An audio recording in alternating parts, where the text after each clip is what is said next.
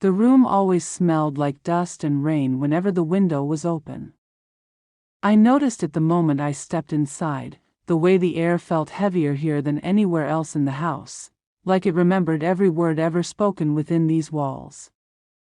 My siblings were already there, sitting on opposite sides, not looking at each other, not looking at me either. The silence between us wasn't empty. It was crowded with things we refused to say. That I leaned against the wall, letting the cool paint press into my back. My phone vibrated in my pocket, a soft, guilty hum. I didn't need to check it to know who it was. Some instincts grow louder the more you try to ignore them. We used to fit in this room so easily when we were younger. 3 bodies on one mattress, whispering about dreams that felt too big for our small lives. We promised each other we would never become strangers. Funny how promises fade when no one is watching. My older sibling cleared their throat, a sound that felt like a warning. My younger one tapped their foot against the floor, a nervous rhythm I remembered from years ago, back when scraped knees and broken toys were our biggest problems. Now the stakes felt heavier, like something fragile was about to fall and shatter, and all of us knew it. I stared at the crack in the wall above the door, tracing it with my eyes like a map of mistakes. My mind drifted to the first message that changed everything. It had been harmless at first, just a late-night joke, a shared memory, a laugh that lingered longer than it should have. I told myself it didn't mean anything.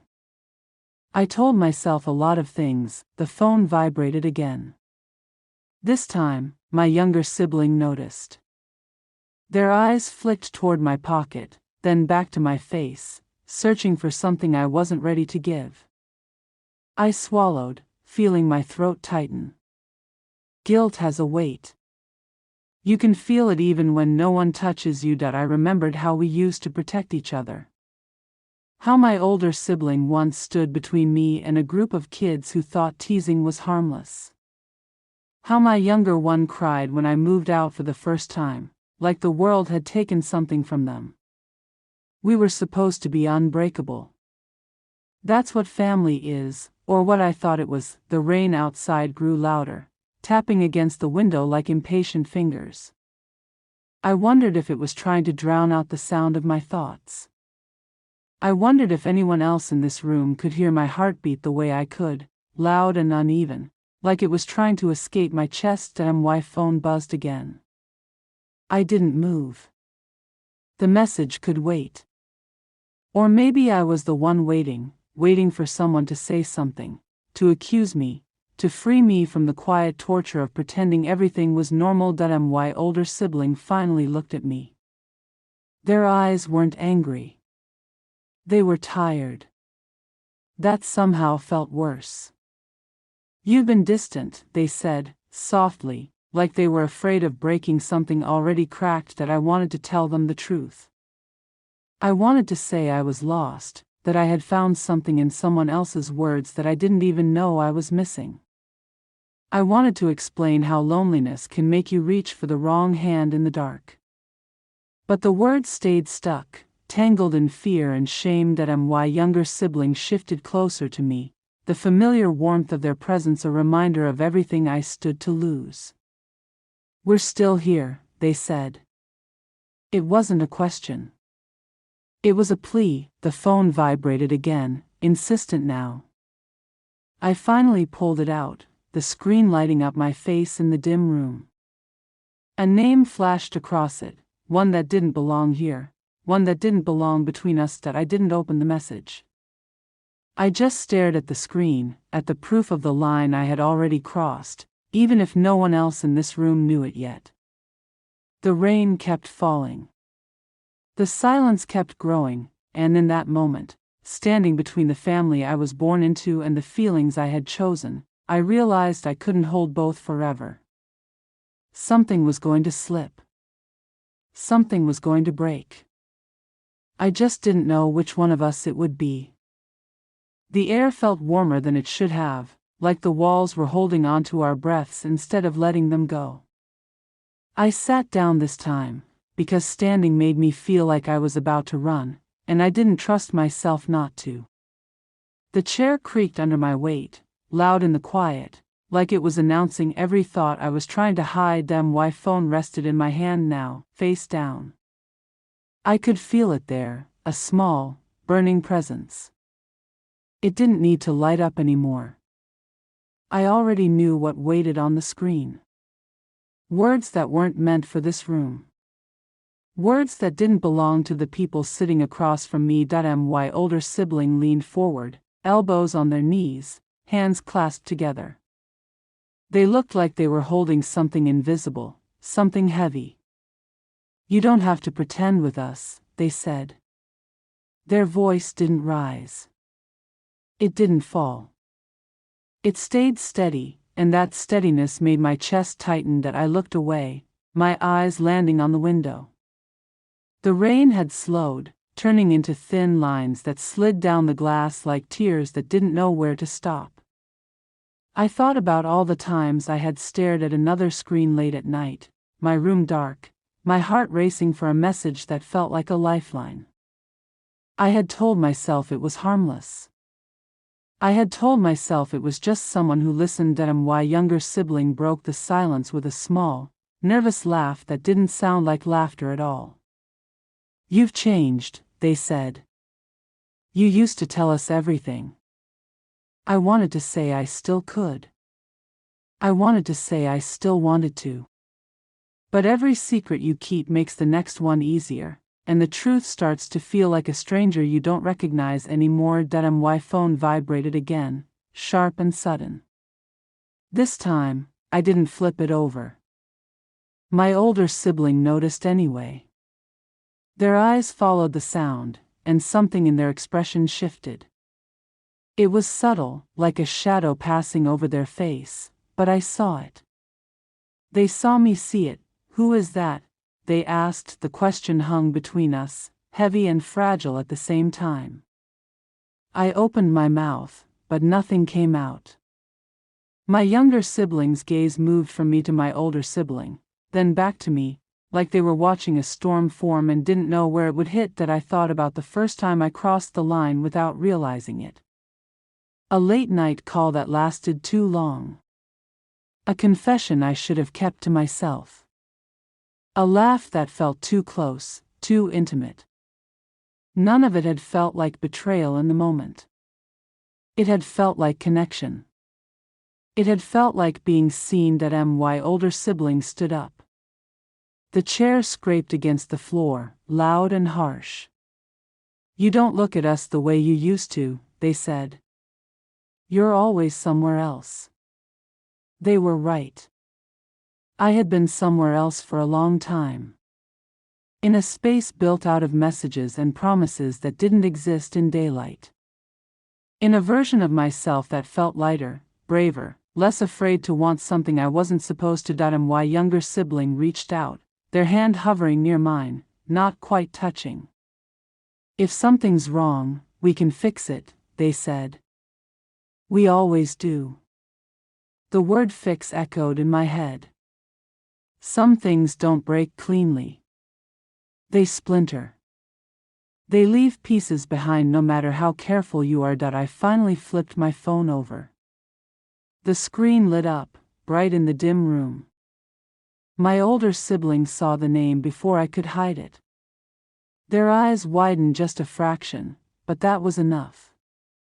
Enough for understanding to flicker there, sharp and sudden. They didn't say anything at first. They just stared at the screen, then at me. "So it's real," they said quietly. I felt my face burn. My younger sibling leaned in, trying to see what they were talking about, confusion written all over them. "What's real?" they asked. I closed my eyes for a moment, long enough to feel the weight of every choice I had made settle on my shoulders. When I opened them, both of them were looking at me, waiting. The phone vibrated again, like a heartbeat that didn't belong to me. I didn't answer it. I didn't need to. The silence in the room had already said enough. "I didn't mean for it to happen," I said, finally. The words felt small, weak, but they were all I had. It just did. My older sibling turned away, running a hand through their hair. My younger sibling's hand dropped back to their side, the space between us suddenly wider than the room itself. The rain outside started again, heavier this time, like the sky had decided to match what was happening inside me. I sat there, holding a phone that connected me to something I wanted and something I was losing at the same time, and in that moment, I understood that there was no version of this where everyone walked away whole. The choice had already been made, even if I hadn't admitted it yet. The only thing left was to see who would be the first to stop pretending everything could go back to the way it was. The silence after that moment felt heavier than anything I had ever carried. It clung to the walls, to the air between us, to my skin. I could still feel the warmth of his breath on my cheek, a ghost of something that almost happened, or maybe something I imagined because I wanted it too much. He stepped back first. A soft, careful movement. Like if he moved too fast, the world would acknowledge what nearly exploded between us. I watched the shape of his shoulders as he exhaled. He wasn't looking at me. He kept his gaze low, fixed on the floor, as if the truth might spill out if he met my eyes. Did you? I started, but the words died halfway. His fingers trembled when he rubbed the back of his neck. It was the smallest detail, but I noticed it like it was highlighted, circled, underlined. He was shaking, and somehow, that scared me more than anything. I shouldn't have, he murmured, voice thin, frayed around the edges. I don't know what that was. The room felt too small. I could hear the electricity buzzing in the walls, the distant city noise outside, the uneven rhythm of his breathing. My chest tightened. I didn't know what to say that wouldn't make everything shatter. Part of me wanted to step toward him, place a hand on his arm, tell him it was okay, that whatever had pulled us together wasn't wrong. But another part, a cautious and frightened part, whispered that maybe touching him now would push him over a line he wasn't ready to cross. He turned away, running both hands through his hair. I'm not like this, he said, barely audible. I'm not. I swallowed hard. The word gay hovered unspoken, thick in the space between us. He didn't say it, but I could hear how close he was to choking on it. My heartbeat echoed in my ears. Maybe it was me. Maybe I imagined everything. Maybe I read him wrong from the beginning, the lingering glances, the too long hugs, the late-night confessions whispered in the dark. Maybe I had created a story out of loneliness, but then I remembered the way he leaned in first. How his fingers brushed my jaw like he was memorizing its shape. The way his eyes softened, widened, pleaded, that wasn't imagination. I took one slow breath, grounding myself. Look, we don't have to define anything, I said quietly. You don't have to explain. I need to know if you're okay. He froze. His back straightened. For a moment, he didn't breathe, then he whispered, I don't know. The honesty in those words hit me harder than any confession could have. He finally turned, and when he did, his eyes were glassy, not exactly tears, but close enough that I felt something twist inside me. His expression was a storm, fear, confusion, longing, anger at himself. It all lived there at once. I took a half step toward him. He didn't move away, but he didn't move closer either. We stood like that, suspended between two decisions neither of us had the courage to make. His voice cracked slightly when he spoke again. Everything's different now. I nodded. Yeah. And I don't know what you want from me. The truth? I wasn't sure either. I want you to be honest, I said. Even if it scares you. He let out a shaky laugh. Not happy, not sad, just broken. Everything scares me right now. He sat on the edge of the bed, elbows on his knees, head hanging. The mattress dipped under his weight, and something about that simple movement, something so normal, made the moment even more unbearable. I slowly sat beside him, leaving a careful few inches between us. I could feel the heat of his body radiating toward me, like a magnet constantly pulling yet refusing to close the distance. He didn't look at me. Not once. Instead, he whispered, Did you want it to happen? I closed my eyes for a moment. There it was, the question that could break everything open or seal it shut forever. When I answered, my voice came out soft but steady. Yes. His fingers twitched. A sharp breath escaped him. The room felt like it tilted. He didn't pull away, but he didn't respond either. We just sat there, breathing the same tense air, two people trapped between what almost happened and what might still happen, if either of us dared to move. A car horn blared outside. A pipe rattled in the wall. Life kept going, unaware of the war happening in that tiny room. He whispered, barely a breath, I don't know what to do now. I swallowed. We don't have to decide tonight. He nodded slowly, but his jaw clenched like he was holding back 1,000 words. The distance between us remained small, but impossibly wide. The moment lingered, unresolved, unfinished. A half-open door neither of us stepped through, and somewhere inside me, a quiet fear formed. What if he never does? If you'd like, I can now write. White heavy check mark the climax, white heavy check mark the resolution, white heavy check mark visual prompts for this section, white heavy check mark title plus description plus hashtags. Just tell me what you want next.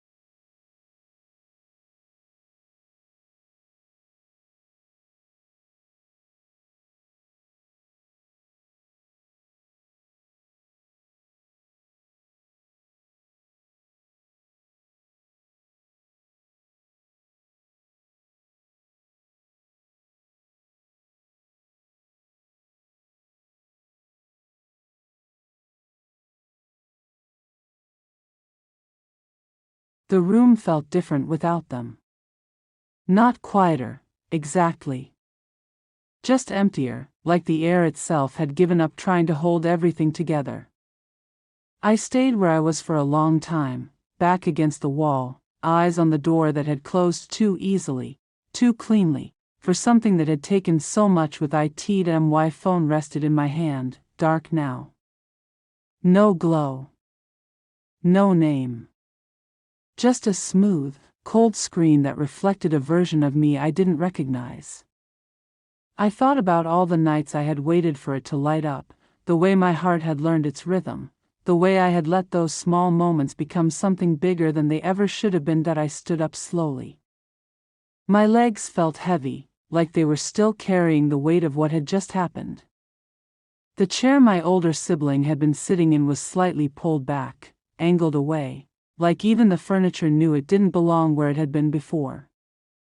I nudged it back into place with my foot. The small, pointless act made my throat tighten. That I remembered mornings from years ago, when this room had been filled with laughter and noise and the kind of chaos that felt safe because it was ours. We had fought over blankets, over music, over who got the last piece of bread. None of it had mattered. None of it had lasted longer than a few hours.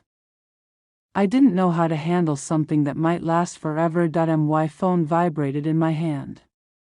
I didn't look at it right away. I stared at the window instead, at the sky starting to lighten, like the world was moving forward without asking if I was ready to follow. When I finally flipped the phone over, the message was there, simple and waiting. Are you okay? I almost laughed. Not because it was funny.